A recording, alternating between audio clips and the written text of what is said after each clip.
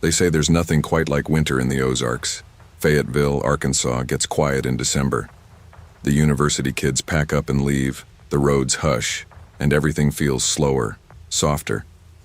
That year the snow came early and stayed longer than anyone liked. I remember the silence, the heavy kind that settles over your chest and makes you think too much. It was winter break, and I was 16, too old to believe in ghosts, too young to understand how real they can be. Not the kind with sheets or rattling chains, but the kind with old faces, bad history, and doors you thought you'd locked years ago. That Friday night, I was at Natalie Henderson's house, a blue-painted two-story at 619 North Hill Avenue. Her place had character, the kind you'd describe as charming if you didn't live there. Drafty windows, stairs that creaked like they had something to say, and walls that kept secrets even better than the people inside. Natalie and I weren't best friends, not really. I was new to town, still figuring out which hallways not to linger in at school, still being whispered about because my mom had moved us after a messy divorce. Natalie had been nice to me in that effortless way pretty girls are when they're bored and looking to feel generous, but I didn't mind. I needed someone. By 9, we were on the floor of her room with face masks drying and a bag of Totino's pizza rolls getting cold between us. We were scrolling TikTok, laughing too loudly at the dumbest videos, when her phone buzzed. Natalie went pale the second she saw the name. "Everything okay?" I asked. She didn't answer right away, just stared at the screen like it might reach out and bite her. Then she turned it to show me. Jonah Henderson. The message. "I'm nearby. I just need a place to crash. Don't tell Mom." She gave a little nervous laugh, like she was trying to pass it off. "Not supposed to be around." "It's my brother. He's... kind of... What do you mean, not supposed to be?" "He got kicked out last year. Things got... bad." I didn't ask for details. I could feel them in the air. The kind of tension you recognize if you've ever lived in a house where you avoid the wrong tone of voice, where someone's anger is always a heartbeat away. "I'm not gonna reply," she said quickly, setting the phone down. "He probably won't even show up." At 11:12 p.m., someone knocked on the back door. We both looked at each other, every molecule in that room going stiff. The TV was still playing some video of a cat dancing to Beyoncé, but I couldn't hear it over the rush in my ears. Natalie stood up slowly. "Probably just someone looking for their dog or something," she muttered, but she was already heading down the stairs. I followed, against every instinct telling me not to. She peeked through the kitchen window and cursed under her breath. "It's Jonah." I stepped back. "What do you want to do?" "I'll just tell him to go," she said, already unlocking the deadbolt. "Natalie." She opened the door a few inches. "You can't be here." Jonah's voice was low, almost calm. "I just need some things, then I'm gone." And then he pushed the door open. He looked different from the photos on the fridge. Thinner, twitchier, like he'd been sleeping in his clothes for a while. His eyes didn't rest anywhere for long, and his hands kept flexing like they weren't attached to him. "Where's Dad?" he asked, already walking toward the stairs. "Jonah, please don't..." But he didn't listen. He was already halfway up, yelling. I grabbed Natalie's wrist. "We should call someone." She didn't move. Then upstairs, a crash, shattering glass, a scream. That's when we ran. We weren't thinking. We weren't even breathing right. Just 2 girls in pajamas and socks, slipping on ice-glazed porch steps and sprinting into the night like the cold couldn't touch us. Natalie didn't stop until we reached the neighbor's porch, a tidy little craftsman with yellow trim and wind chimes that jangled in the winter air. I pounded on the door. "Please, please open up." The porch light flicked on. A man in a bathrobe answered, bleary-eyed and blinking. "What's going on?" "Girls?" Natalie tried to speak but choked. I jumped in. "There's someone in the house. Her brother. He pushed in. He's fighting with her dad. He's got a knife, I think. Please call the police." He didn't ask questions. He pulled us inside and handed us a phone. My fingers fumbled the keypad, but I managed to call 911. The operator's voice was calm. Mine wasn't. I gave them the address and choked out what I could between shallow breaths. Natalie stood silent, staring at the neighbor's wall like she wasn't really there. Within 5 minutes, flashing red and blue lit up the street. We watched from the window as officers surrounded the house shouting commands through megaphones. The neighborhood stirred, curtains parted, porch lights flicked on, dogs barked. It felt like we were underwater, watching a scene unfold on mute. Natalie's mom came sprinting across the lawn in slippers, screaming her daughter's name. The police wouldn't let her near the house. Then came the real wait. Eventually, an officer walked over to the neighbor's door. Father's being taken to the ER for head trauma. He's in custody, no fatalities. Her Natalie collapsed into a chair and finally cried. They took Natalie to the hospital with her mom not long after. I stayed behind in the neighbor's living room, wrapped in a fleece blanket that smelled like cinnamon and dryer sheets. My mom showed up around 1 a.m., wide-eyed and breathless, after the police called her. I remember the way her hands shook when she touched my face like she needed to be sure I was really there. I didn't tell her the whole thing. I couldn't. Not yet. The next day, everything was different. School was still out, but word spread faster than snow melts in March. People talked. Even though nobody had the full story, it didn't stop the rumors. Some said Jonah had been homeless living in his car.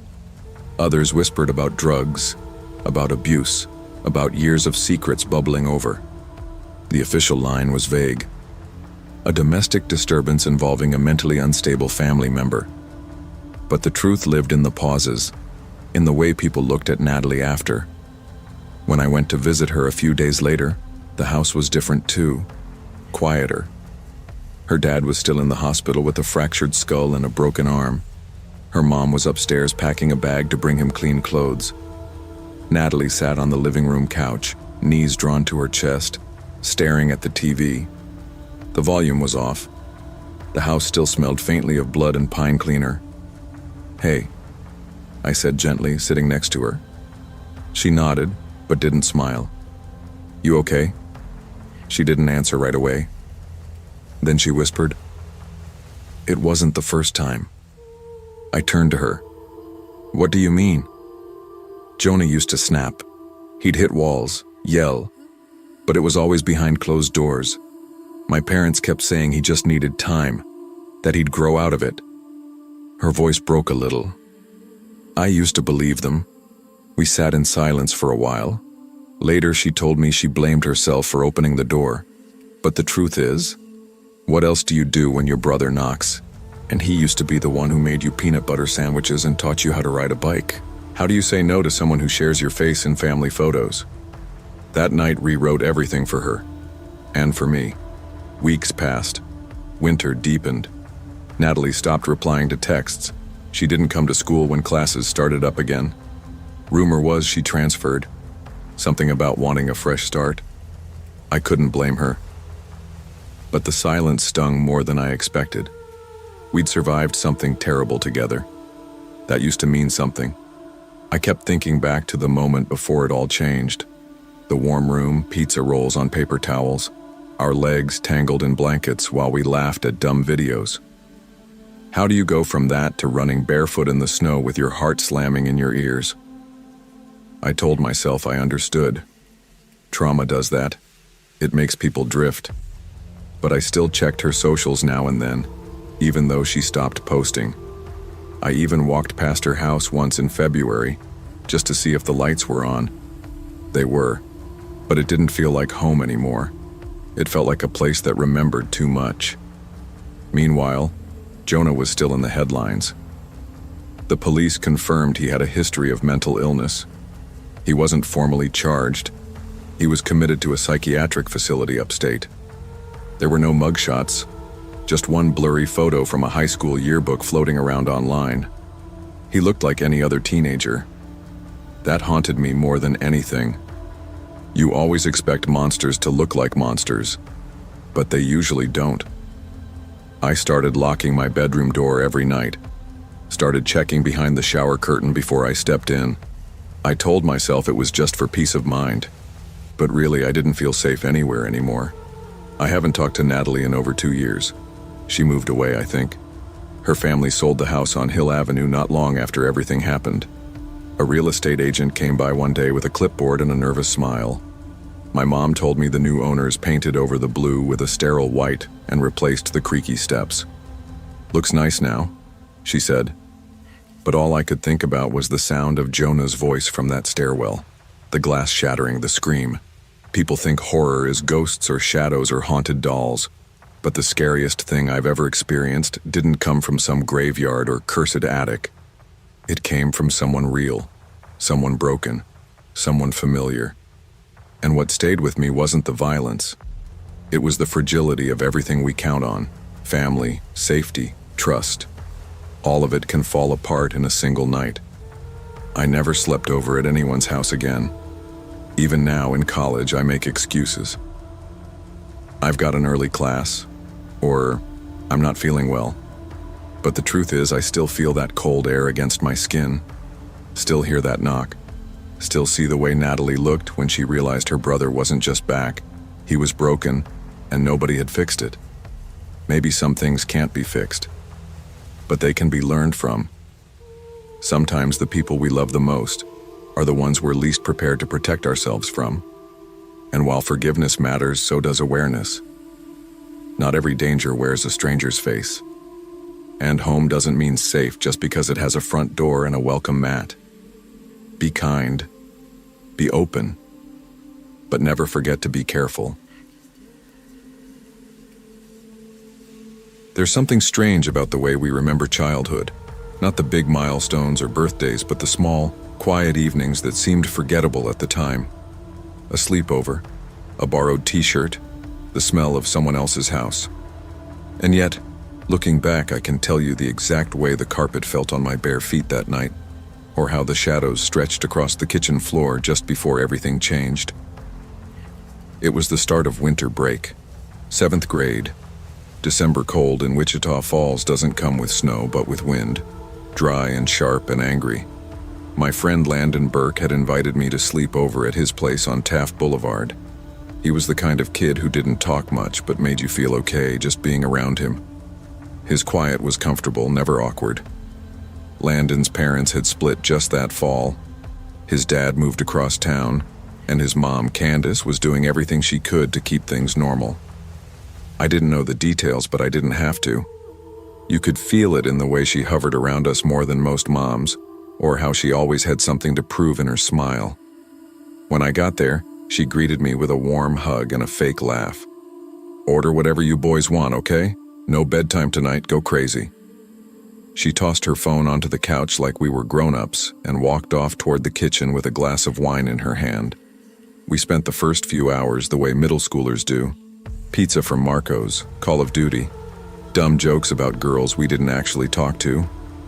It was easy in the way it's supposed to be when you're 12 and don't know how fragile that feeling is.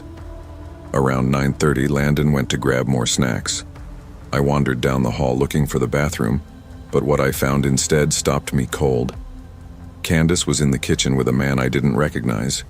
He was older, maybe mid-40s, in a faded denim jacket and worn-out boots. I could smell the cigarettes on him from the hallway. They were standing too close, talking too low. Not quite kissing, but definitely not just talking. He saw me. Our eyes met. I mumbled something like, "Sorry," and turned away fast, retreating back to the living room like it never happened. When Landon came back with a bowl of popcorn, I didn't say anything. I just kept my eyes on the TV. But later, I overheard him ask his mom, "Is that guy staying the night again?" Her voice snapped sharp like a whip. "He's just a friend. Don't start." Landon didn't say another word. That was the moment the air shifted. I couldn't have known what was coming, but I felt the weight of something pressing down. Something unspoken and angry that didn't belong in a house full of video games and half-eaten pizza crusts. Something was about to break. Landon got quiet after that. Real quiet. We both kind of stopped trying to have fun. We still played video games, but neither of us really laughed. He lay on his side, texting someone under the blanket. I didn't ask who. I just watched the clock glow red in the dark. 10:45, 10:58, 11:06. At 11:10, headlights hit the living room curtains. A car door slammed, hard, then shouting. I sat up. What the hell was that? Landon was already scrambling toward the window. I followed. It was his dad. He was standing in the driveway, shouting Candace's name like it was a curse. His fists were clenched, chest heaving, like every ounce of him was held together by rage. Stay here, Landon said, but I grabbed his arm. No, don't go out there. Too late. The side door banged open. I could hear boots stomping down the hall. Candace tried to stop him, but I heard the thud, her being shoved aside. Where is he? His dad yelled. Where is that piece of... Landon froze. That's when I knew he wasn't mad about us. He was mad about the man in the denim jacket. I pulled Landon behind the couch. We crouched low, hearts hammering. Then, 3 sharp pops. Gunshots. Candace screamed. I felt Landon's breath catch beside me. We didn't move. We didn't breathe. Silence came next. That terrifying kind. No footsteps, no yelling.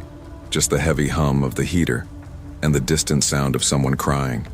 The next few minutes stretched like chewing gum, long and sticky and wrong. The man in the denim jacket was gone. He must have bolted out the back when the shouting started. Landon's dad was still in the hallway pacing, muttering things we couldn't make out. The sound of sirens came fast, like someone had already called before the shots even stopped echoing. Blue and red light filled the windows like a rave we didn't ask for. When the police arrived, they shouted commands through the door.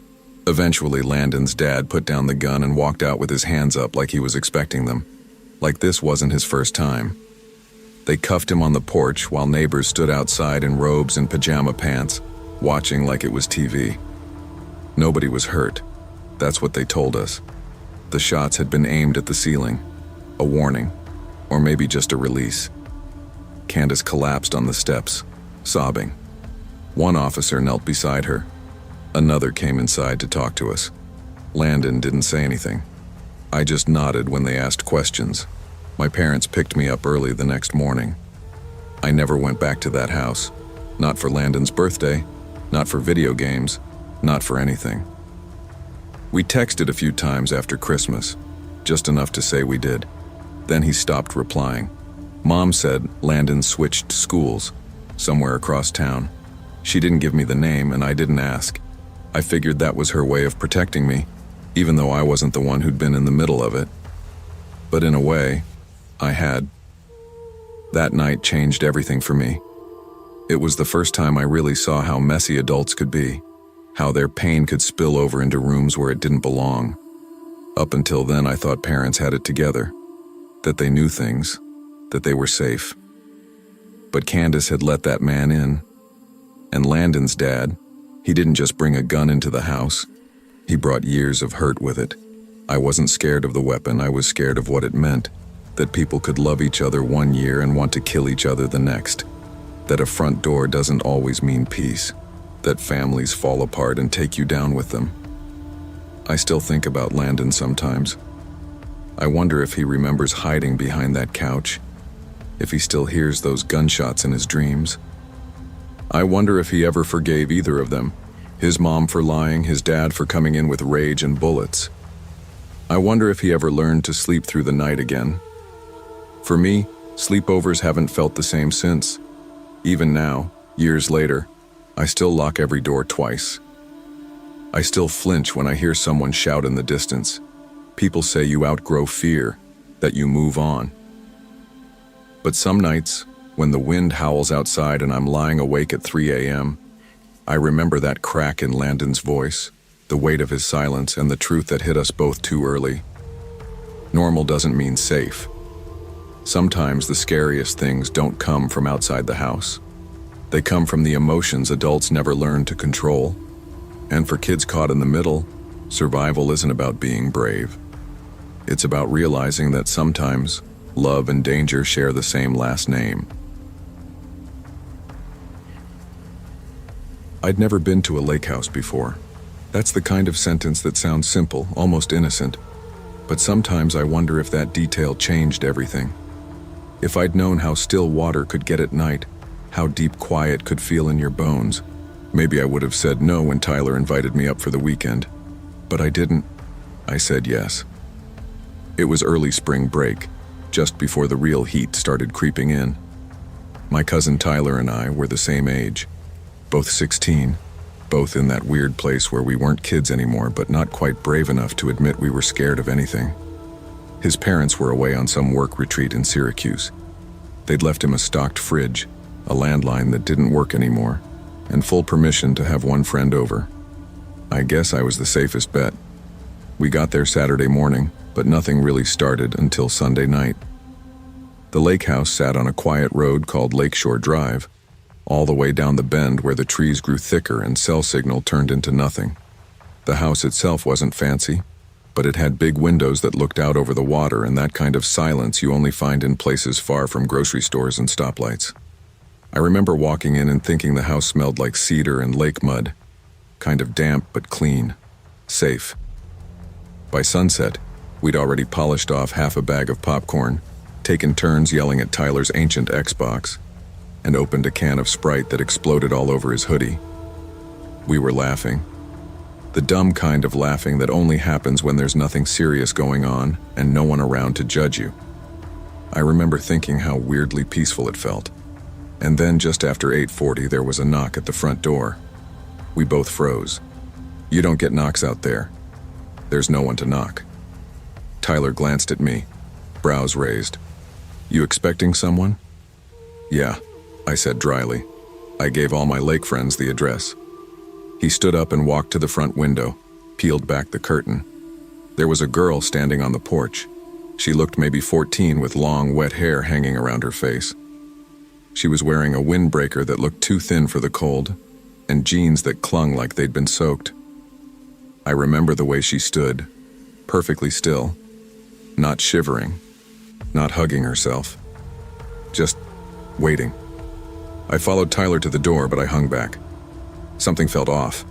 He cracked it open just enough to speak through. Hey, are you okay? My car broke down, the girl said. Her voice was small, almost robotic. Can I use your phone? Tyler looked back at me, shrugged a little. There's no service out here, no bars. She nodded. Can I come in and wait? That was when the hairs on the back of my neck stood up. Her voice didn't change. No urgency, no fear, just flat, rehearsed. No offense, I said, trying to sound gentle up the road. But we can't let strangers in. Maybe try the house. She stared at me for a long second, then stepped back. She didn't argue, didn't ask again. Just vanished into the dark, swallowed by the shadows between porch light and forest line. We shut the door, locked it. Tyler pulled the curtain aside again to peek. She's still out there, he whispered. But she's not alone. I moved beside him and looked. I didn't see the girl anymore. Just two tall figures standing near the edge of the trees, not moving, not saying anything, just there. And that's when it started. The feeling that something wasn't just outside, it was already watching us. We didn't speak for a few seconds after the girl vanished. Not really. Tyler kept the curtain slightly pulled, his eyes locked on the trees like he was trying to will the shadows to stay still. I leaned closer, squinting. I thought I saw movement just barely, like two shapes drifting just past the reach of the porch light.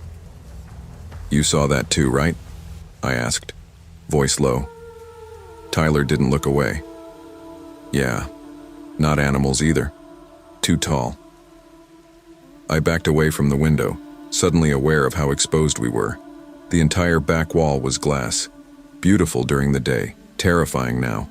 All that space, all that dark. Anyone could be standing just beyond it, watching.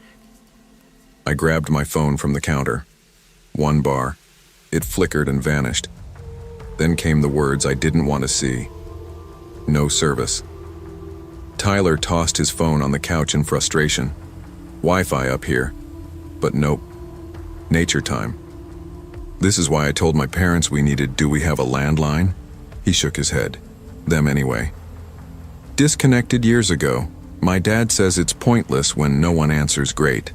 We double-checked the locks on the front and back doors. They were old, but sturdy. The kind that made a heavy clunk when you turned them. We even slid the deadbolt and wedged a wooden broom handle through the back slider for good measure. I'm not sure why we felt the need to do that. Just instinct. That's when we heard it. Faint at first. A scrape. Not on the front door. The side of the house. We looked at each other. Neither of us said it. We just moved, quiet, slow, toward the kitchen window that faced the narrow gravel path between the cabin and the woods. Nothing. Just black trees and wind moving through the branches. Then a second scrape. Louder. Closer. Tyler hissed through his teeth. I think someone's circling the house. I opened a drawer, fumbling for something, anything, and came up with a steak knife. Not exactly comforting, but better than nothing. Tyler grabbed a fire poker from beside the old wood stove. We stood there, back to back in the middle of the living room like we were waiting for something to break through the wall. And then it stopped. Silence. A thick, unnatural kind of silence. No footsteps. No voices. Just the faint hum of wind and water outside. I glanced at the clock on the microwave. 9:51 p.m., less than an hour since that girl knocked. We moved toward the stairs. Tyler motioned for me to follow him up. The second floor was mostly bedrooms and a small loft that overlooked the lake. If we had to hide or see what was going on from higher ground, that was the place to do it. Halfway up the stairs, I paused. There was something on the carpet. A wet footprint. Small. Bare. I pointed. Tyler turned pale. That wasn't there earlier, he said. We reached the top, stepping carefully. Tyler's room was on the right, overlooking the driveway. I followed him in, heart pounding. We peeked out the front window. Nothing. Not even the girl. That should have been a relief, but it wasn't. Okay, Tyler whispered, gripping the poker like it would actually help. The doors again. What do we do if they try? I didn't answer. Because at that moment, something happened that made my stomach drop. From downstairs, through the closed door came a soft, steady voice. Childlike. Off-key. A girl singing. You should have let me in. We didn't breathe. We didn't blink. That voice, singing that awful little tune, rose just enough to cut through the silence, soft and wrong. Like it was made for a music box that hadn't been wound in years. Tyler mouthed the words. What the hell is that? I shook my head slowly, too afraid to speak. He stepped toward the bedroom door, quietly locking it, as if that would do anything. We both stood there, backs pressed to the far wall, our shadows shaking on the ceiling from the weak overhead bulb. You should have let me in. It stopped, and that was worse than the singing. We waited. 10 seconds. 30. A full minute. Then came the sound of footsteps, slow, deliberate. Not from downstairs anymore. They were in the walls. The floor beneath us creaked, once, then again. Soft thuds like someone stepping barefoot down the hallway just outside Tyler's room. He mouthed again, bathroom, go. We moved together, grabbing the flashlight from his nightstand and my phone, even though I knew it still had no service. The upstairs bathroom was small but had no windows, only one door, and it locked. Tyler stepped in first, then pulled me in and shut it tight behind us. The air in that bathroom was thick with the scent of old shampoo and mildew. I sat on the floor and wrapped my arms around my knees while Tyler stood near the door, holding that fire poker like it was Excalibur.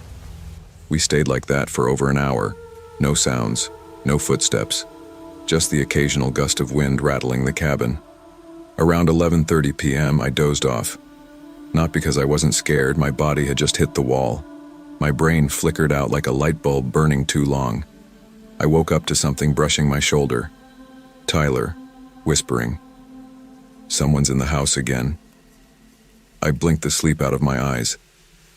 The flashlight was still on, glowing faintly, casting just enough light to see Tyler's face pale as paper. Then I heard it too. Not singing this time. Breathing. Right outside the door. The breathing stopped after 30 seconds. But 30 seconds of someone standing silently outside a locked door, breathing just loud enough for you to hear it, that's long enough to change how your brain processes fear. Tyler reached down slowly, gripping the doorknob. "What are you doing?" I whispered. "I'm checking if they're still there." "Are you insane?" "I need to know." He cracked the door, just an inch, barely enough to peek. Empty hallway, no shadows, no breathing, no footsteps running away. He stepped into the hall. I followed. We crept back into his bedroom, where the window still faced the front yard. He opened the curtain just slightly, the flashlight's glow bouncing off the glass. No one there. But something new was. Scrawled across the porch in big looping letters, drawn in red chalk like from a schoolyard, were 4 words. "You were smart this time." The flashlight trembled in Tyler's hand. I whispered, "Is that chalk yours?" He shook his head. "I haven't had chalk since I was 10. We watched the front yard for 20 more minutes. Nothing moved. No more figures, no girl, no strangers in the trees. Just the lake, still and black under the moonlight. Tyler slumped onto his bed. "I don't think they ever left." "What do you mean?" He looked up at me. "I think they were always here. We didn't leave the bathroom again that night. Not really. We made one last sweep of the cabin, checked every window, every lock, and then barricaded the bedroom door with the dresser and Tyler's desk. We curled up on the floor and kept the flashlight between us like it could keep whatever was out there away. I don't remember falling asleep, but I must have. Because when I opened my eyes, morning light was bleeding through the window and birds were chirping like nothing had happened. Tyler was already up, standing by the front door with the fire poker still clutched in his hand. I stepped outside slowly, half expecting the chalk message to be gone. It wasn't. The words were still there, smudged a little by the early dew, but unmistakable. "You were smart this time." We walked the perimeter of the house. No footprints, no sign of forced entry, not even broken branches. The police showed up an hour later after Tyler finally drove us into town to use a store's landline. They searched the house, every room, every crawl space. Found nothing. But the attic, that's where things got worse. There was a back corner behind a plywood panel covered with insulation. Inside, they found an empty sleeping bag, candy wrappers, a dirty cup, and a pile of clothes that didn't belong to anyone in Tyler's family. No DNA match, no fingerprints, no sign of a break-in. They said whoever it was might have been living in the walls or attic for weeks, maybe months, watching, waiting. The scariest part wasn't that someone tried to get in. It's that someone had never left. We never went back to that lake house. Tyler's family sold it later that year. They told people it was just too isolated, too quiet, the kind of place where storms cut you off from the world. But I know the real reason. It wasn't the storm. It wasn't the woods. It was that voice, that knock, that girl with the flat voice and the too still posture. It was knowing that someone knew we were alone, that someone rehearsed a lie so calmly, so perfectly, hoping we'd just open the door and invite them in. And what haunts me the most is the message. You were smart this time. Because that means there was going to be a next time. And maybe next time, we wouldn't be. Sometimes the scariest threats aren't the loud ones breaking in. They're the quiet ones already inside, learning your patterns, waiting for the right night to knock. Trust your instincts, and never ignore the stillness between sounds. That's when they move. Looking back, I'm still not sure what I was looking for in that cabin. Escape, maybe. A break from school, from my dad's quiet since the divorce, from the noise of my own head. So when my friend Andrew invited me to spend fall break at his grandparents' lakeside cabin on Long Ridge Trail, I didn't hesitate. 7th grade carried its own kind of pressure, and being home that last weekend before winter break didn't feel like relief. It felt like a waiting room. But in that last week of October, the Duluth woods were pure escape. Crisp air, red and orange leaves stained the ground, and the lake stretched beyond the dock like a mirror that swallowed the sky. Andrew was the kind of friend who didn't need to fill silence. You felt comfortable just sitting near him, no words required. We knew each other by class, but this was different. A weekend cut off from everything, just us and a VHS collection. When we arrived, his mom waved and left us with a quick, "Be back Tuesday, don't break anything," then disappeared into the commute back to town. The cabin looked like a time capsule. Wood paneling, faded plaid curtains, a creek running through the floorboards near the kitchen. Dust motes hung in the slanted beams undisturbed. That first night we lit a fire, roasted s'mores by the hearth, and watched some cheesy creature feature on an old tube TV. It was easy, not forced. We joked over burnt marshmallows, drank too much hot chocolate, and left the fire glowing long after the movie credits rolled. I fell asleep to the sound of wind rattling the glass and the comforting crackle of embers. Honestly, I felt safe. More than safe. I felt at peace. But sometimes peace is just the quiet before something shifts. We woke early the next morning to a cloudless sky and wood smoke drifting in through the cracked window. That day we fished, played old board games, and explored the trail serpentine around the lake. I took pictures on Andrew's grandpa's old Nikon, not to post, but just because I wanted to capture this. That night, after dinner and stories around the fire, we gave the VHS tapes another round. Andrew picked one with a peeling label and we watched, but my mind wandered. I felt tension, not between us, but under the floorboards, in the stale wood. I used the bathroom again and saw it, a narrow door tucked behind an old coat rack near the hallway's end. I paused because at first I didn't notice it. It hadn't been there the night before. Had it? I stepped closer. There was no doorknob, just a latch, tight and firmly closed. "Hey," I called. Andrew switched the tape. "That back there, what's behind it?" He didn't answer right away. I heard the tape click into place. Finally, he said over his shoulder, "Never go in there. Grandpa used it for hunting equipment. Doors locked tight." I nodded, uneasy. When I lay down later, I thought about how his tone had been flat, not warning, just fact. Like that door was a necklace he'd taken off and shoved somewhere. Later, I swore I heard something creak, just a whisper of movement. Old wood shifting under nothing. I assumed it was normal, but it wasn't a creak you ignored. It was a creak that made you hold your breath. I stayed awake for a while, hearing nothing else. In morning's pale light, I thought it better to say nothing. We packed up coffee mugs and goodbyed the lake for now. But something weakened that safe pause, like the foundation had cracked. Sunday afternoon was lazy. Board games, card decks thumbing under our fingers. Afternoons of silence broken by a joke or two. We were tired from the early morning chill and the sun slipping behind tall pines. We kept the fire low, built the coziest mess of sleeping bags and blankets at the foot of the couch.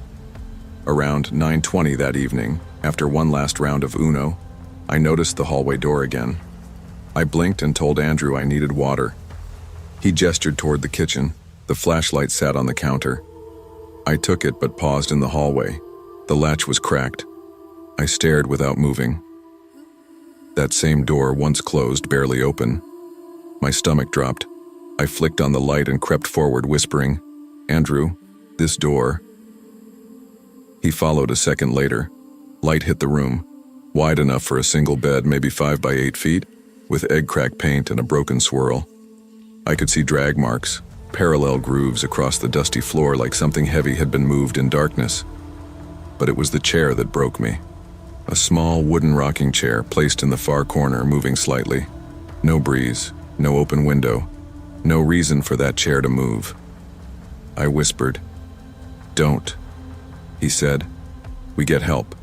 We bolted, locked the kitchen and back door, checked windows. We piled on the couch, huddled under blankets, wide awake, breathing. Time crawled. Every cracked board, every whisper of wind had me tensing. We stayed silent, eyes fixed on the locked hallway door. Sleep didn't arrive. Morning crept in slowly, sun filtered gray and cold. I held the flashlight under me, afraid of the dark we couldn't see. When light found the room, shadows retreated. Andrew went to the hallway door and ripped it open. Nothing. Just bare wood walls and peeling wallpaper. No chair. No tracks. No sign anyone or anything had been in there. We sat down hard in the kitchen, hearts still rattling.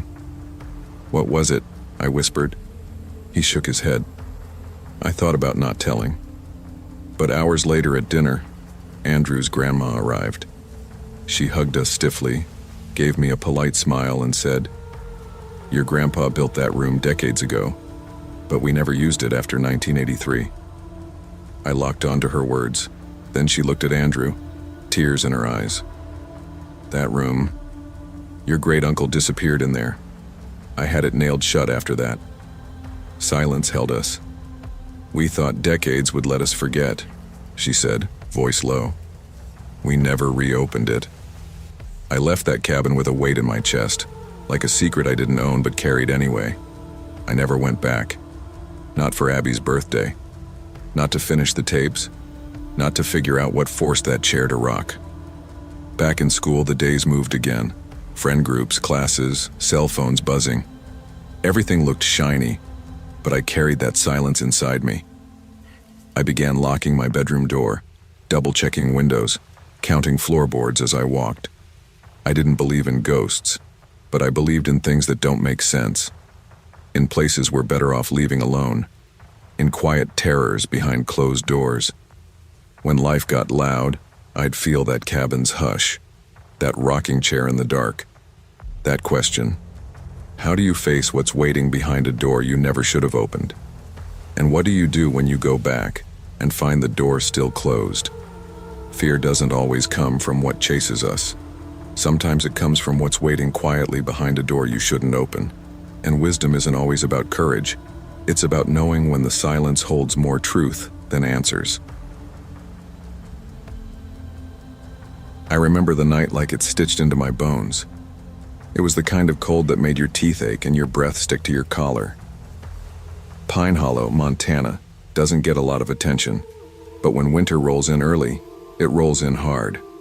Snow was already piling up by the time we got off the school bus that Thursday in November, and the sky had the bruised look it gets right before a heavy storm.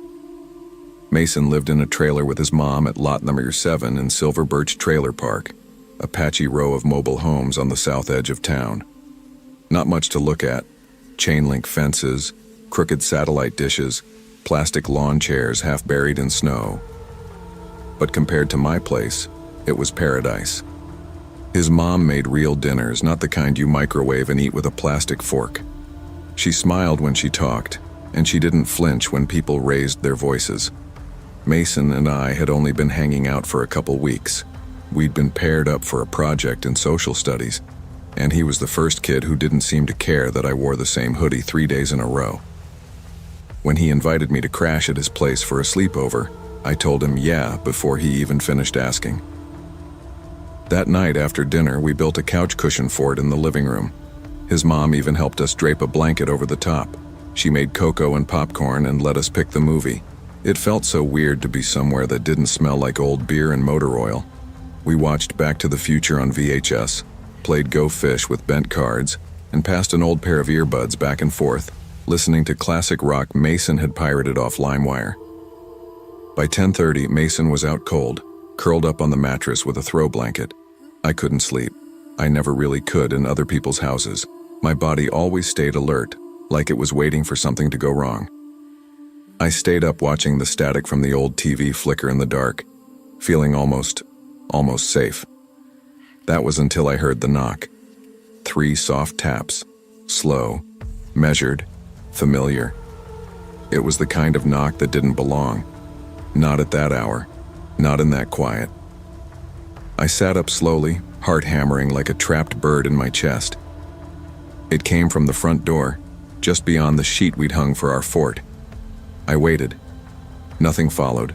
No voice, no footsteps, no jiggling of the knob. Just silence. I knew that rhythm. I'd heard it 1,000 times before. Always at night, always followed by the sound of keys hitting the floor, the scrape of boots being kicked off and then shouting. My dad had a way of knocking that never seemed like a request to come in. It was a warning. I stood up, pushed the blanket aside, and tiptoed to the small living room window. I pulled the curtain back just enough to peek out. Snow, wind, empty steps.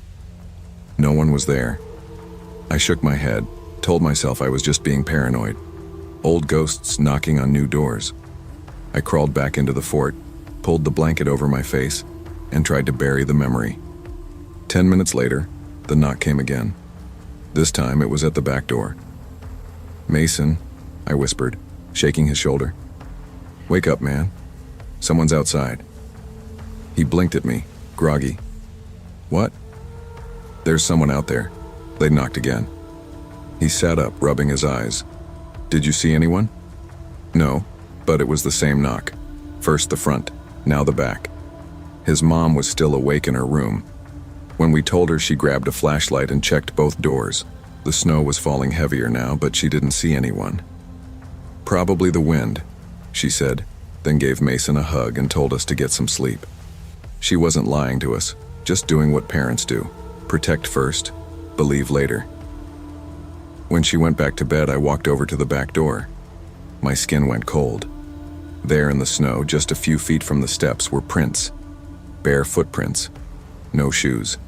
Just toes and heels pressed into the powder. "Someone's messing with us," Mason said. I couldn't answer. I didn't have the words for what I was feeling. I didn't sleep. I just laid there, ears tuned to every creak and gust outside. At around 3 a.m. I heard something. Not footsteps, not knocking, a scraping. Like nails or maybe branches dragging against the trailer siding. I clenched my fists under the blanket. Every part of me screamed to wake Mason again, but I didn't move. Maybe it'd go away if I stayed still enough. Maybe it wouldn't notice me. Then, whispering. Not words. Just sound. Like breath behind a door. I pulled the blanket over my head and whispered to myself over and over, no matter what. "Don't open the door." I thought about my dad. The nights when I'd hide under my bed, his drunken rants echoing down the hallway.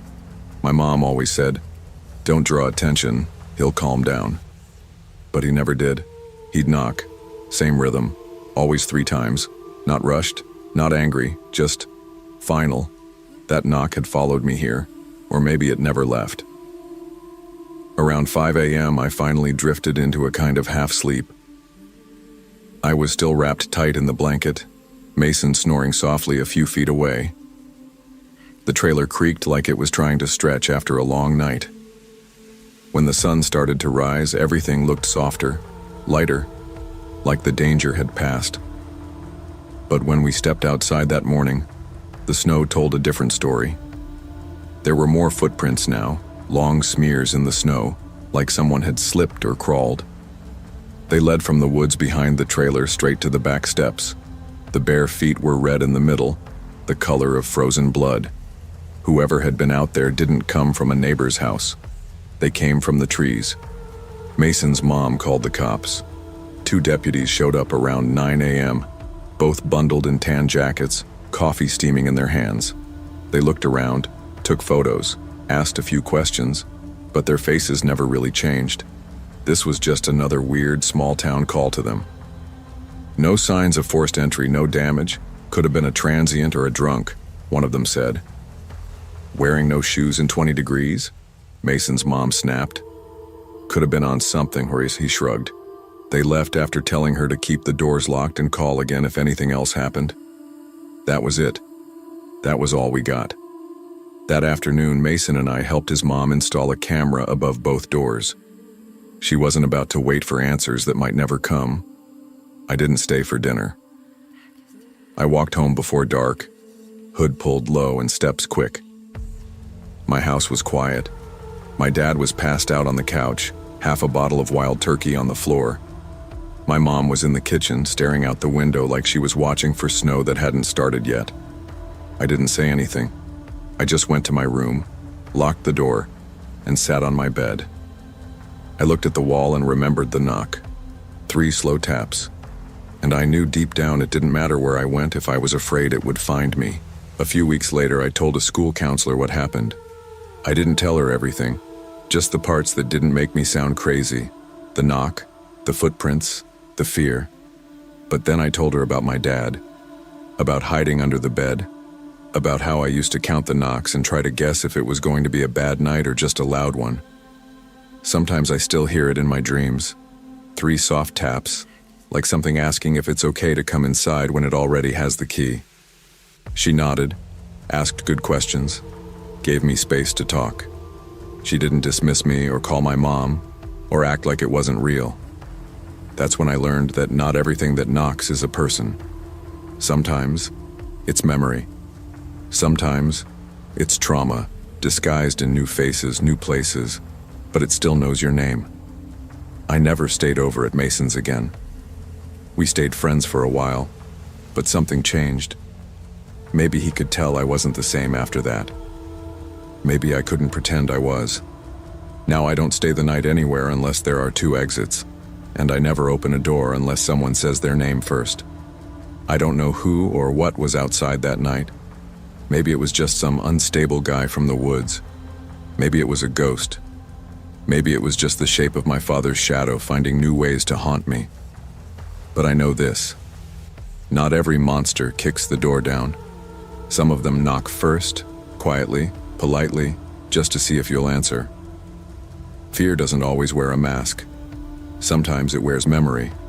And learning where your fear comes from is the first step in knowing how to keep it out. If you'd asked me back then why I invited Jordan Reed over that night, I probably would have said it was for the sleepover, or the games, or because my mom made those microwavable mini tacos we both liked. But if I'm being honest now, it was mostly because I felt bad for him. Jordan wasn't the kind of kid anyone invited to things. He was quiet, twitchy, always looking over his shoulder like he expected someone to be there. And after his parents split up that spring, it got worse. He'd sit alone at lunch, barely talk in class. He'd started biting the side of his thumb until it bled. I noticed stuff like that, even when others didn't. So when I mentioned it to my mom, she didn't hesitate. "Bring him over Friday. We'll do a movie night," she said, already pulling out extra blankets for the fold-out couch. She was like that, always trying to fix what she could, even if it didn't stay fixed for long.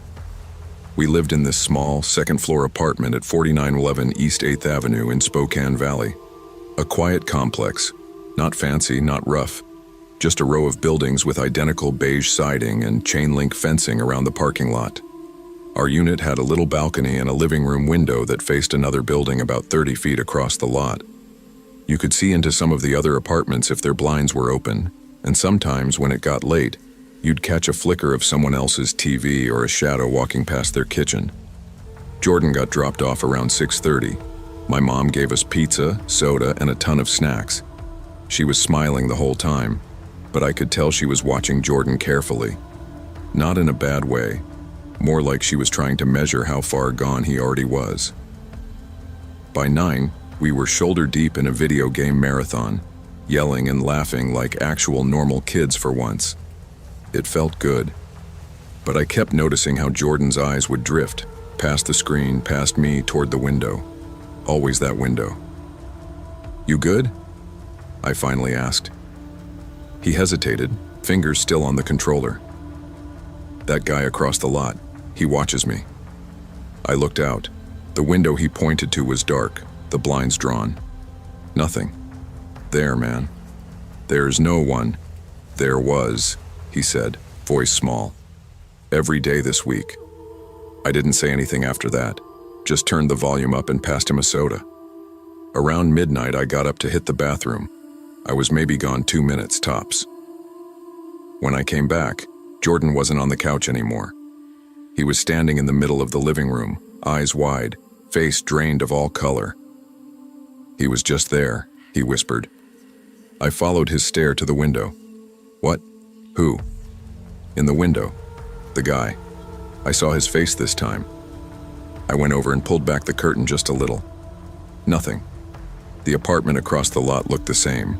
Dark, empty, dead. My stomach twisted a little, but I didn't want him to see that. "You sure you're not just tired?" "I'm not making it up," he said, his voice breaking. He was smiling. That word stuck with me. Smiling. Not watching, not glaring. Smiling. I got my mom. She came out, half asleep, asking what was going on. I explained, Jordan silent beside me. She did the mom thing, checked the locks, looked out the window, turned on the porch light. "It's all clear," she said gently. "Probably just a shadow. Your mind fills in the blanks when it's late." We closed the blinds and killed the lights. Jordan laid back down on the couch but didn't close his eyes. I watched him pretend to sleep, his hands clenching the blanket tight. I didn't say it out loud, but part of me started to believe him. I woke up at 2:37 a.m., not to a dream, not to a noise inside. It was the sound of tapping, soft, rhythmic, from the balcony door. Tap, tap, tap. 3 times, perfectly spaced, not rushed, not frantic, just patient. I sat up, heart frozen in my chest. Jordan was already awake. His eyes were wide, fixed on the glass door. He didn't say anything. Neither did I. We just listened. Tap, tap, tap. Then nothing. I forced myself to stand. My legs were jelly. My throat felt dry. I wanted to wake my mom, but I couldn't stop looking at the glass.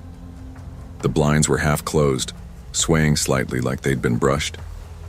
Jordan whispered, "He's here." I didn't ask how he knew.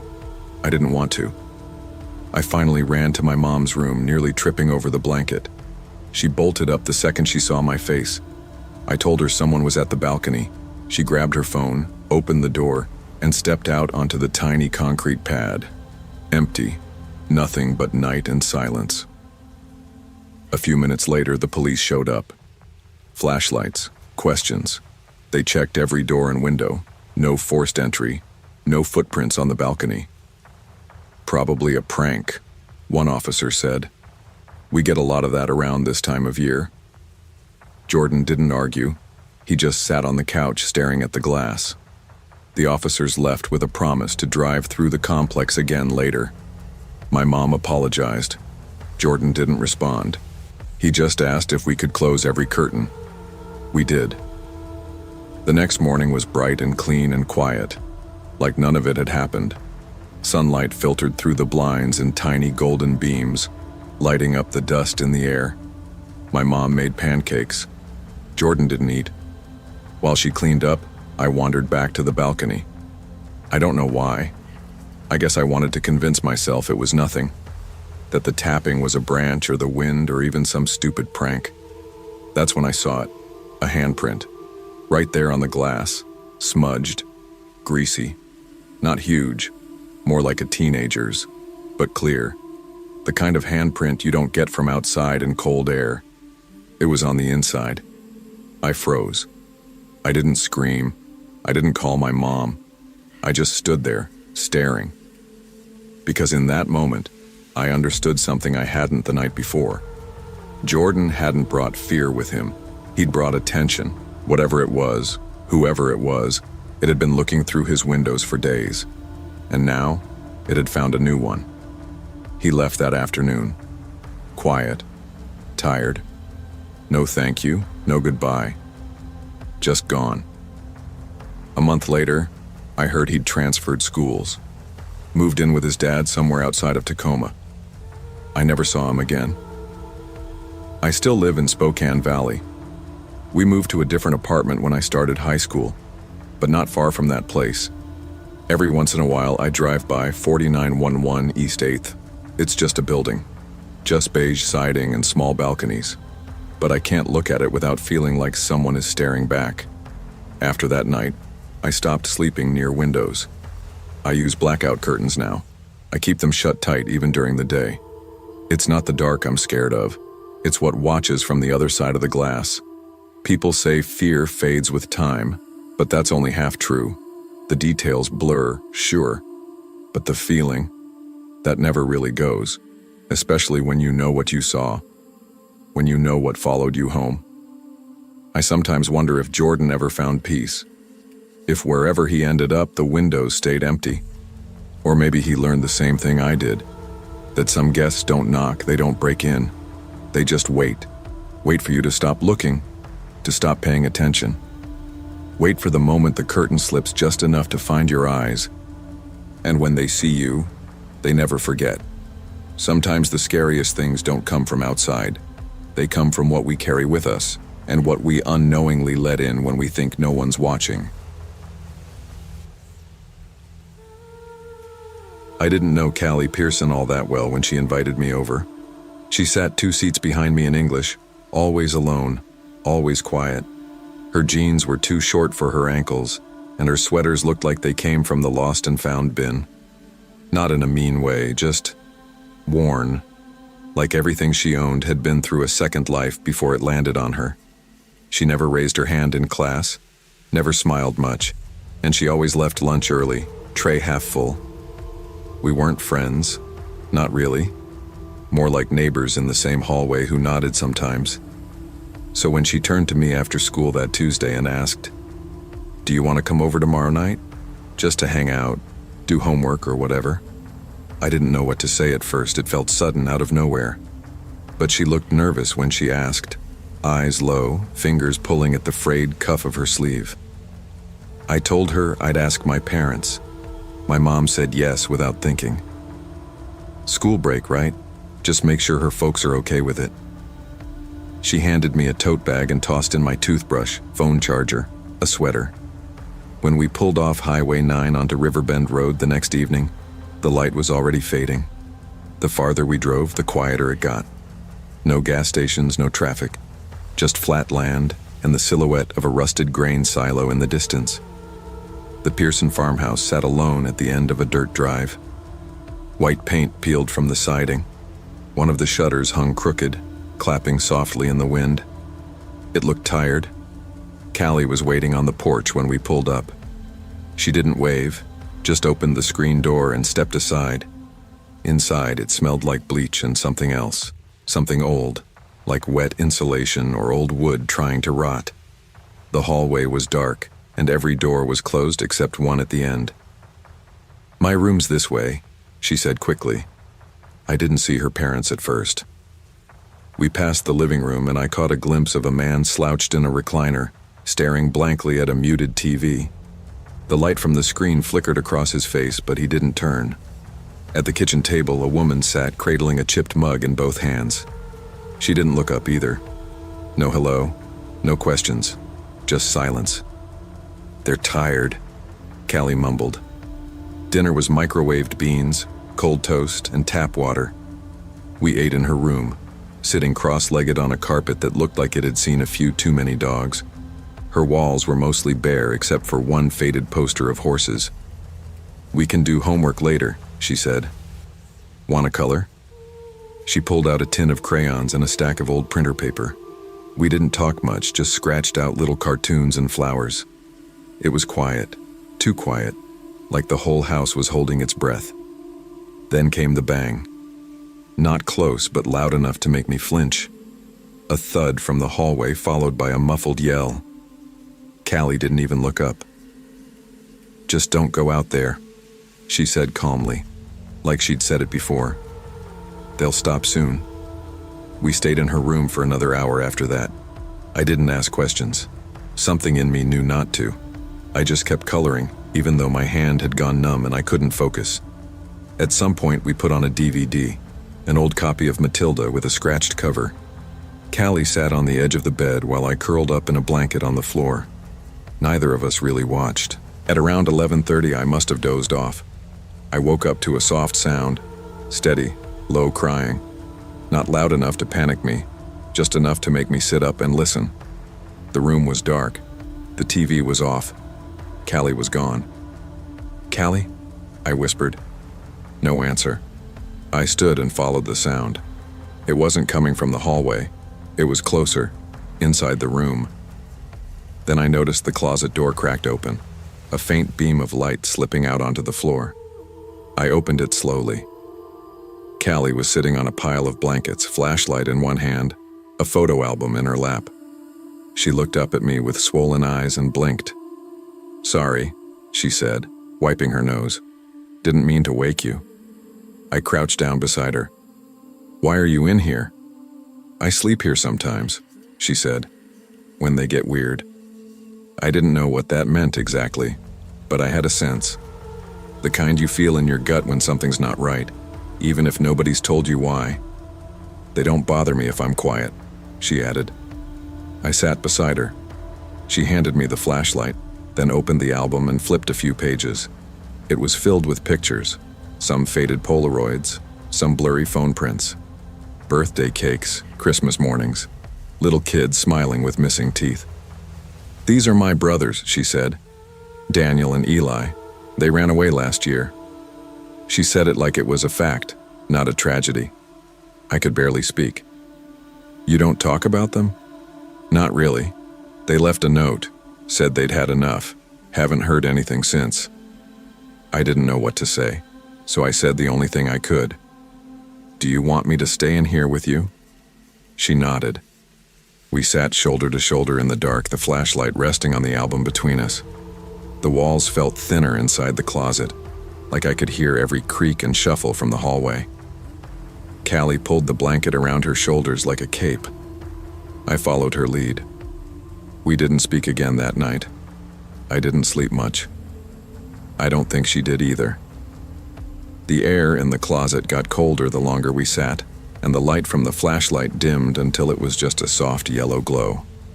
Every few minutes I thought I heard footsteps, maybe outside the room, maybe inside my own head. When the sun finally rose, it painted the floorboards gold through a sliver between the curtains. We crawled out of the closet without saying anything. I felt stiff, like my bones had aged overnight. I didn't want breakfast.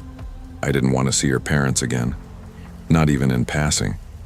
I didn't want to sit at their kitchen table while her mom stared into her coffee and her dad ignored everything around him like he was underwater. "I think I need to go," I said. Callie didn't argue. "Okay." She walked me to the porch while I called my mom. She answered on the second ring. "Baby, everything okay?" "Hey, can you come get me?" I said. "I just don't feel good." By the time her car rolled up the drive, I was already standing at the end of it, clutching my bag like a shield. My mom waved to Callie, who stood on the porch with her arms crossed. She didn't smile. Once we were back on the highway, my mom glanced over. "You're awfully quiet. Bad night?" I took a deep breath. "I think something's wrong in that house." She slowed the car just a little. "Wrong how?" I told her everything, not just the closet or the crying or the photo album. I told her about the yelling in the hallway, about the microwave beans for dinner, about the way Callie's dad never blinked. I didn't know what I was hoping for, maybe reassurance, maybe denial. But when we got home, my mom made a phone call. A week later, a counselor pulled me from gym class. They sat me in a small office with a window that didn't open and asked me to repeat everything I'd told my mom. They took notes. They nodded. They asked me to describe the house, the dinner, the noise in the hallway. I felt sick the whole time, like I was betraying a secret I hadn't been meant to know. 3 days after that, Callie stopped showing up to school. Rumors spread fast. By the time Monday rolled around, everyone had a version. Her parents got arrested. Her little brother got taken. They found bruises on her arms. Most of it was speculation, but one thing turned out to be true. Callie and her younger brother were placed in foster care. The house on Riverbend went quiet. I never saw her again. I'm 24 now. Some nights, I still dream about that closet. The smell of old blankets and crayon wax. The weight of the flashlight in my lap. I hear Callie breathing beside me, calm but careful. Like even in sleep, she knew she had to stay still to stay safe. I've learned not all monsters hide in the dark. Some live in plain sight. Some wear flannel robes and drink coffee and tell you they're just tired. Some sit in the next room while their children sleep in closets with photo albums instead of teddy bears. I don't know where Callie is now. Maybe she made it somewhere better. Maybe she finally found a room where she could leave the closet door open without fear. I hope so. But I carry her story with me. Because that night taught me something no textbook ever could. Some homes teach you fear before they teach you love. But sometimes speaking up, no matter how small your voice feels, is what saves someone who's forgotten they deserve saving. I consider myself a practical person. I pay my bills on time, keep a decent social life, and try not to worry when things go wrong. So when the morning news flashed warnings of a citywide blizzard, I strapped on snowshoes, stocked my pantry, and settled in. And then my heater gave up. Just like that.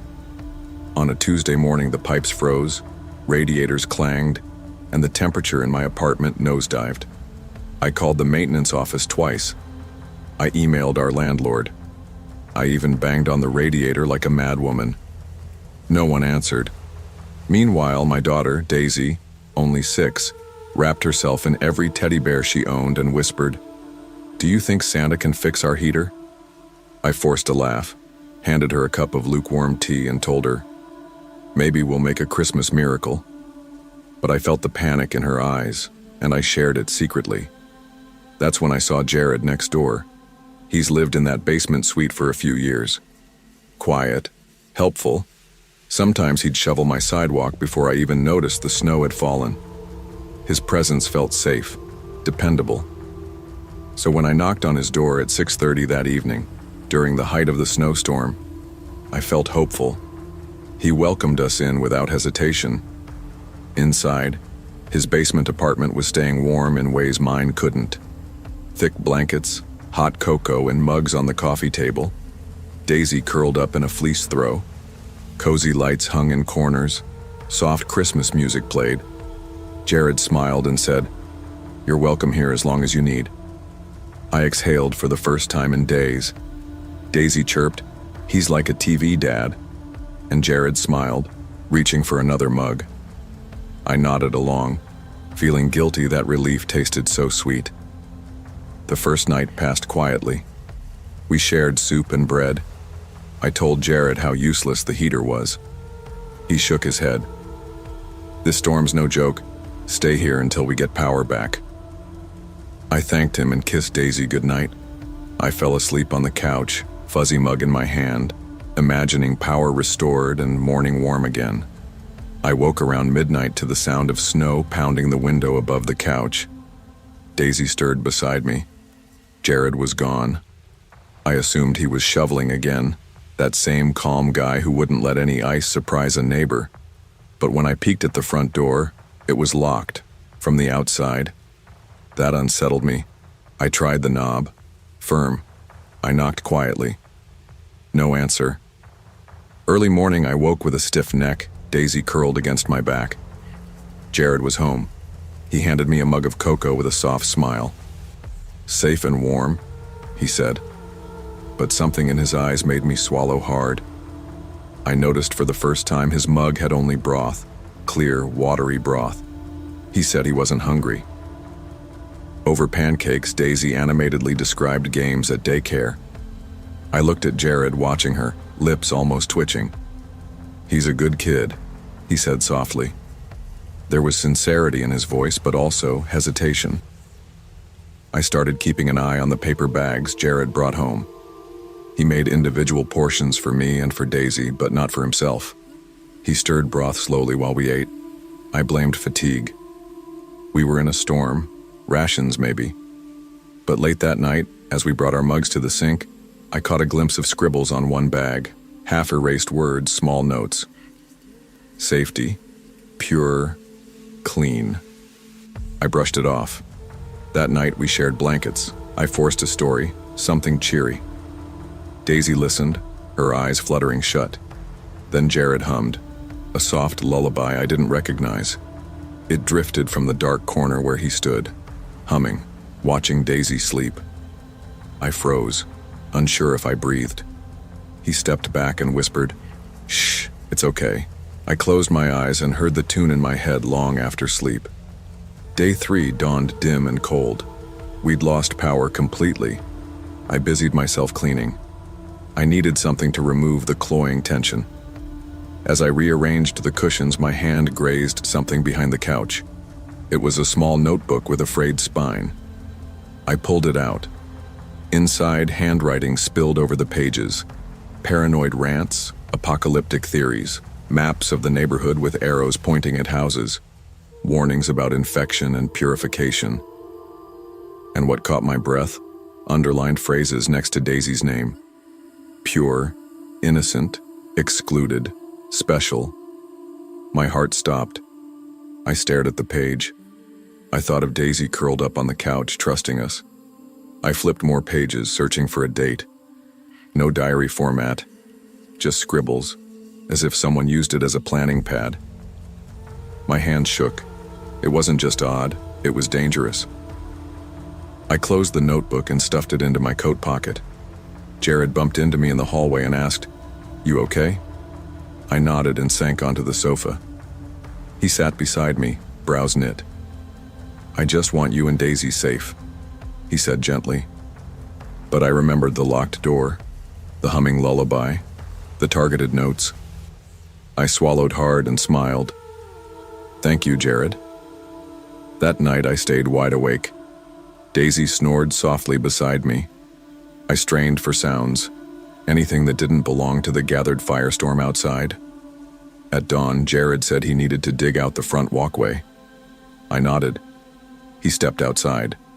I watched him from the window, bundled in coat and hat, shovel in hand.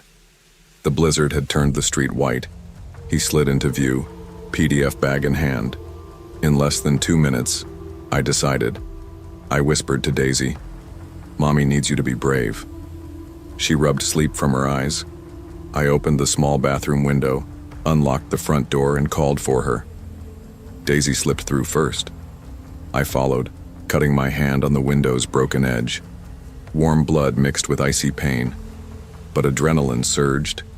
We ran across the deep snow, shuffling barefoot, until a light turned on 3 houses down. A kind woman opened her door. She called 911. She wrapped us in blankets. I told her our names. Moments later, police pulled Jared inside. He was calm. He kept repeating he was only protecting us. I watched Daisy, her face pale in a stranger's kitchen light. We sat and waited as the storm eased. In the following hours, the freezer in Jared's apartment revealed the truth. Sealed meat packages, unlabeled, frozen. Notes listing cleansing, infection zones, pure supplies. Neighbors reported Jared had stopped medication months ago. He believed the city, the storm, everyone was contaminated. His words, "The basement is a safe zone." Daisy and I were hospitalized for frostbite, her fingers swollen, my toes numb. We healed slowly. The day we were released, the counselor asked about speaking of Jared. Daisy stayed silent. I told her, "Sometimes monsters don't wear masks." Back home, the heater steamed into life, but neither of us turned the thermostat higher than 68. Every snow day, Daisy presses her ear to the window frame. Every flurry, my breath catches at the windows. I feel grateful and terrified by trust. Trust must be balanced with vigilance. Comfort and kindness can mask danger. Even in the warmest places, maintain awareness. Sometimes the greatest threat isn't outside, it's the one who invites you in. Trust your instincts, they're often wiser than appearances. You never really know what you're carrying until you're finally alone and quiet, and the weight hits you all at once. That's how it felt going into midterm break this past fall. I'd been burning through classes, trying to keep up with college applications, part-time shifts, and group projects. It was like I couldn't breathe unless something was due. Sleep had become an optional luxury, so when Luke Danvers texted me on Wednesday asking if I wanted to crash at his place that weekend, I said yes before even asking my parents. Luke and I weren't best friends, but we'd known each other since middle school. He was laid back, into horror games and sci-fi, and had a way of making even boring Friday nights feel like mini adventures. His mom was out of town visiting her sister, and he mentioned something about her leaving behind frozen pizzas and extra money for snacks. I didn't need more convincing. His house sat on Glendale Court, a little cul-de-sac near the edge of a wooded strip on the southeast side of Cedar Rapids. Clean streets, trimmed yards, the kind of place that always felt 2 steps away from a Christmas card. The townhouse itself was simple. 2 stories, gray siding, an attached balcony upstairs that faced the woods. His mom's SUV was gone when I got there, and Luke greeted me with a grin and a Red Bull in hand. "Midterm break officially starts now," he said. We spent the next few hours doing exactly what tired teenagers do best. Nothing productive. Pizza, soda, a few hours of Call of Duty, and a very dumb argument about whether ghost stories hit harder in the woods or the desert. "Desert," Luke insisted. "Worse visibility, dry wind, creepy silence." "Wrong," I said. "Wants you to guess." "Woods. Everything makes a sound, but nothing shows itself. It's like the forest." Around 10:15, we loaded up a horror game on his PS5. Something atmospheric, full of static-filled corridors and flickering lights. It was fun at first. Jump scares, cheap shrieks. But something about the house itself started to feel too quiet. Like the game was echoing into the real world. The storm windows creaked against the wind. The power didn't flicker, but I caught myself turning the hallway light on whenever I left the room. We were both jittery, half laughing, half exhausted. Luke paused the game and said, "Be the first to scream if something actually happens." "Bet you'll," I smirked. "Only if you're the second." By midnight, we'd given up on the game and sprawled out in the living room with blankets and chips. Luke had the couch. I had the floor near the sliding balcony doors. He dozed off before me, snoring lightly under a hoodie. That's when I noticed the motion sensor light on the back patio kept turning on. I stared at it for a while. It would flick on, then shut off after a minute or so, then turn on again. No sound. No figures. Just light, then dark. Over and over. I got up and peered out, expecting a raccoon or even a squirrel. But there was nothing. When I told Luke about it, he mumbled from under his blanket. "Light's super sensitive." Probably just a critter. That I didn't buy it. I went back to the floor, curled tighter into the blanket. The clock read 1:42 a.m. I remember because I looked at it just before I stood to grab chips from the kitchen. I never made it there. Halfway across the room, I froze. There was a sound. Not loud, but distinct. Whistling. A soft, slow tune. Childlike. Like something you'd hear in an old cartoon or a lullaby. Just 5 or 6 notes. Then a pause. Then again. It was coming from the living room. The couch. I peeked around the corner. There was a man sitting there, back turned, still, wearing a long dark coat. His head was slightly tilted like he was listening to his own song, and in his lap, resting loosely, was what looked like a pistol. I didn't scream. I didn't move. I whispered, "Luke." It came out as a gasp. Luke jolted awake to the sound of my voice. He shot up, baseball bat in hand, before I could even speak again. I pointed toward the couch, my mouth dry. "There's someone." He was just... I started. But the couch was empty. The room looked exactly the way we left it. Blanket folded, chips spilled on the coffee table. No man, no pistol, no sound. The back door still locked. All the windows sealed. "Dude, what are you talking about?" Luke said, still holding the bat like it was a real weapon. I swear he was sitting right there. He looked at me like I'd lost it. "Was it a dream? You fell asleep for a bit?" "No, I was awake. He was there. I heard him." We did a full sweep of the house. Every door was locked, every window secure, no signs of forced entry. But when we checked the back balcony, we found muddy boot prints, one set, leading toward the door, but not away from it. We called the cops. 2 officers came within 15 minutes. They searched the house top to bottom. No signs of anyone. One of them radioed in that it was probably a prank, or maybe I'd had a sleep hallucination. They didn't find a weapon, didn't find a man, but they did ask how long we'd lived there. "Why?" Luke asked. "Because sometimes these older units have crawl spaces. People get in, stay a while." I didn't sleep that night. Neither did Luke. The next morning, Luke's mom called. We told her everything. She didn't laugh. In fact, she told Luke something that chilled me more than anything the night before. That sensor light's been going off all week. I figured it was the wind. Luke didn't live there much longer. They moved across town within a month. New locks, alarm system, me. I tried to brush it off, but the whistle stuck with me. I couldn't hum it, couldn't replicate it, but it was there, always in the back of my mind, soft and low. Sometimes I hear it in the shower or through my headphones when the music cuts out. Always 5 or 6 notes. Then silence. I haven't slept over at anyone's house since. It's been almost a year. I'm a senior now. Better grades, better sleep. But I still remember that night like it just happened. I still see the man's silhouette in my mind. His shoulders too still. The way he whistled without lips moving. I've looked online for explanations, hallucinations, shared delusions, sleepwalking. None of them account for the boot prints, or the feeling I had, the absolute certainty that the man wasn't breaking in. He was already inside, waiting. The kind of visitor you don't invite, the kind who doesn't rush, the kind who knows you're going to sit still and listen. And sometimes when the wind cuts through my bedroom window late at night, I don't get up, I don't check. I just listen, because the melody is soft. And I think it's for me. Not all dangers make noise when they enter. Trust your senses. When something feels wrong, it usually is. Fear doesn't always come with footsteps. It sometimes hums a lullaby and waits until you're too comfortable to run. Growing up in Missouri, I always knew storms were part of the deal.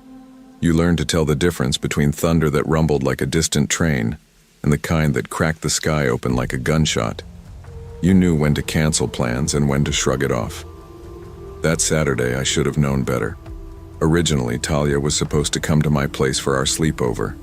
We'd planned it a week in advance. Blanket fort, horror movies, the usual. But around 5 p.m., my mom called from her hotel in St. Louis. She was watching the news and insisted I stay put. Roads were flooding fast, and Columbia was getting the worst of it. The problem? I was already at Talia's. I'd gone over after a school club event, thinking we'd head to my place later. Then the city practically drowned. So I called my mom back, told her I'd stay with Talia. She wasn't thrilled, but agreed. Near the windows if the wind gets strong, she said, and stay out of the basement. Don't go, I didn't ask why about the basement. Everyone in Missouri knows why. Flooding. That night was the kind that rattled foundations. Talia's house was nothing like mine. Ours was a ranch-style home, cozy, carpeted, nothing special. Hers was older, not falling apart, but the kind with too many doors and light switches that didn't work. Hardwood floors that moaned when you shifted your weight. She lived at the end of Huntley Drive in a 2-story house that felt like it should have a name, not just a number. I remember the rain starting slow, like it was building suspense. By the time we finished dinner and settled on the couch with fuzzy socks and microwave popcorn, the thunder was coming in regular intervals, deep, rolling, almost rhythmic. At around 9:20 p.m., the lights flickered. "You pay your electric bill?" I joked. Talia smirked but didn't laugh. Substations or something. They said on the news the grid's acting weird. Flooded. We tried to ignore it, putting on some cheesy 2000s horror movie. Teenagers screaming in the woods. But I couldn't focus. Something about the house, maybe the air pressure, made it feel like we weren't really alone. At 10:30, the power gave out entirely. The screen blinked off mid-scream. Darkness swallowed the room. Outside, the lightning turned the windows into strobe lights. For a second, neither of us said anything. We just listened. Talia got up and started digging through drawers for candles. I helped. We lit 4, 1 for the kitchen, 2 for the living room, and a small one for the hallway. Their glow didn't reach far, but they gave the space a kind of safety net. Like as long as we had light, we'd be fine. To distract ourselves, we started telling ghost stories. We recycled old ones. Bloody Mary, the man under the bed, the woman who only walks backward. We laughed at ourselves. But then I started hearing it. Creaks. Not from the wind, not from the floor shifting. These were soft but steady. Above us. Footsteps. Long, dragging ones, like someone walking slowly to not wake a baby. "Talia," I said. She froze, candle in her hand. "I hear it too." "Is anyone else home?" She shook her head. "No. Mom and Dad are in Branson. Brothers at college." I didn't want to say what I was thinking. Someone was upstairs. Thunder cracked again, and the footsteps stopped. We looked at the ceiling like we could see through it. Then came the thud. Not a bang, not a crash, just a heavy footfall in the upstairs hallway. "This isn't the wind," she whispered. We didn't talk after that. We just moved. Candle in hand, I followed her to the downstairs guest room. We shut the door and locked it. It didn't feel like enough. Not by a long shot. The house was too old, too many entrances and exits, too many ways for someone to already be inside. I checked my phone. No bars, not even a single flicker of signal. I texted my mom anyway. "Storm's bad, staying safe." Message undelivered. For a while we sat on the bed, backs to the wall, eyes on the door. Then the doorknob moved. It wasn't violent, just a soft jiggle, like someone testing it, turning it gently, as if trying not to make noise. Talia covered her mouth with her hand. I felt my heart climbing into my throat. I wanted to call out, "Who's there?" But I didn't. Whoever it was, they already knew we were there. The knob stilled. Silence returned. Minutes passed, then more. Eventually we heard a faint creak, like retreating footsteps. But we didn't move. Talia whispered, "There's an attic crawl space. My brother told me it connects above the hallway, maybe into the guest room closet. It's old, barely used." "Are you telling me someone could have been living up there?" She looked pale. I thought he was kidding, to scare me. I didn't want to ask the next question, but I had to. When was the last time anyone checked it? Not since we moved in, last spring. We didn't sleep. Every sound outside felt like it came from inside. At one point I thought I heard breathing through the vent. When the storm passed around 6 a.m., we opened the door together. Nothing in the hallway. No noise. The house felt colder. Still, I didn't let go of the flashlight I'd kept beside me all night. When the police arrived later that morning, they searched every inch of the house. They found what we feared. The attic crawlspace latch had been broken, pried from the inside. There were dirty footprints across the hallway ceiling panel and along the guest room closet frame. Someone had been up there. They didn't find him. No fingerprints, no ID. Just signs. A blanket in the crawlspace, empty wrappers, a flashlight. He could have been up there for days, weeks, waiting. We never talked about it much after that. Talia's family moved within a month. I understood why. That house didn't feel empty anymore, it felt watched. As for me, I can't hear thunder the same way. It's not the noise that scares me. It's the silence between the rumbles. The silence that once held footsteps. Sometimes what protects us, doors, locks, even walls, are only illusions of safety. Real danger doesn't always announce itself. It listens, waits, and moves when you think you're alone. Trust your instincts. They're often the only warning you'll get. I still remember how the smell of strawberry gum mixed with incense hit me the moment I stepped inside Jenny's duplex at 2238 and 16th Street. It was early spring in Boise, cool enough that every breath looked like smoke in the air, but warm enough to make my jacket unnecessary by evening's end. I had only known Jenny Callahan for 2 weeks, but she radiated that effortless confidence that draws people in. When she invited me to a sleepover, I said yes, without hesitation. I'd transferred here mid-semester and still felt like an outsider. I needed friends. I needed to feel normal again. Her mom, Patrice, greeted me with a quiet smile and eyes that wandered like she was searching for something I couldn't see. "It's good you're here," she said softly, almost to herself. The living room walls were lined with black and white family photos. Each portrait looked serious, no wedding day teeth baring. And there was incense burning in a corner, the aroma sticky and deep like old books.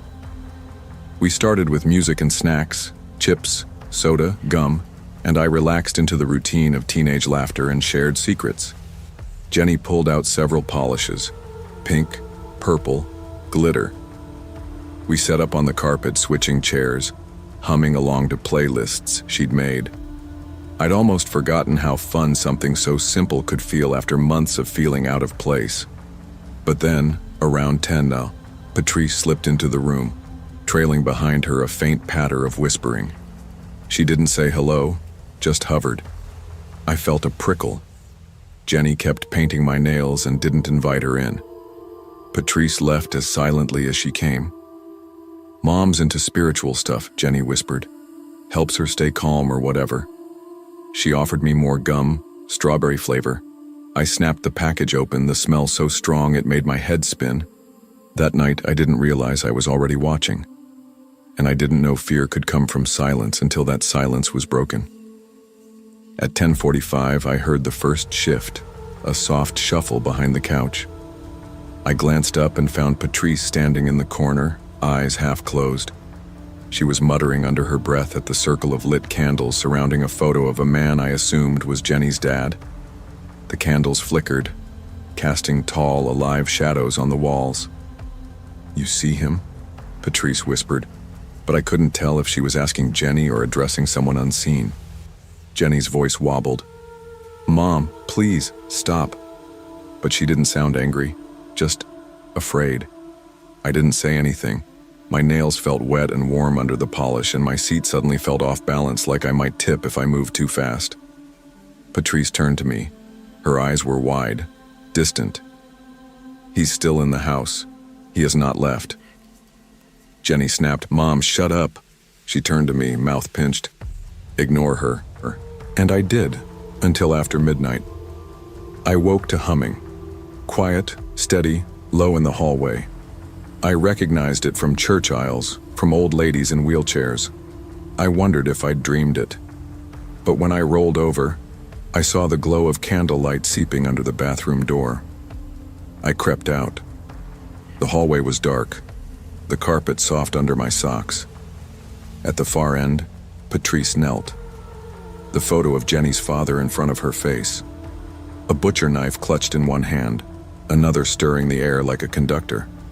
She whispered, "He wants Jenny to listen." Suddenly, I felt like I'd tumbled into a room with no walls.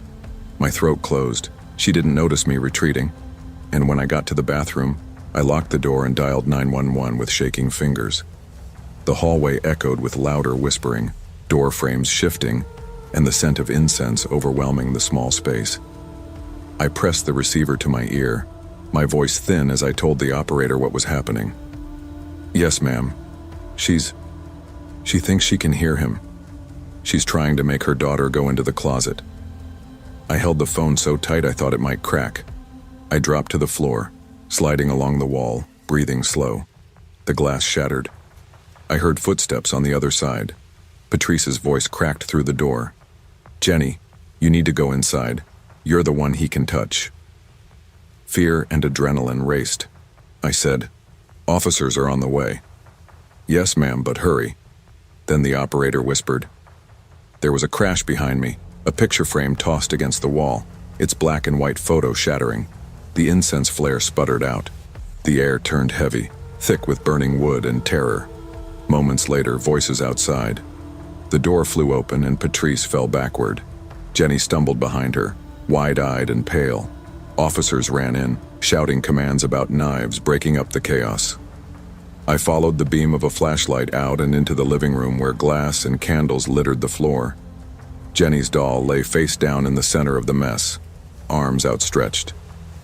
Patrice refused to calm. They carried her out. Jeremy. No, Jenny's ears were on fire trying to remember. Her real name. They shuffled her out barefoot, still yanking at the hem of her pajamas. Jenny held her head in shaking arms, staring. One officer took my statement. They helped me home. It was nearly dawn when my mom picked me up. I locked the car but stayed frozen until we passed Jenny's duplex. The next school day, the gossip started by lunchtime. I didn't run from it. I walked through the hallways and felt eyes burning, curious, pitying. My friends asked if I was okay. I answered in short sentences.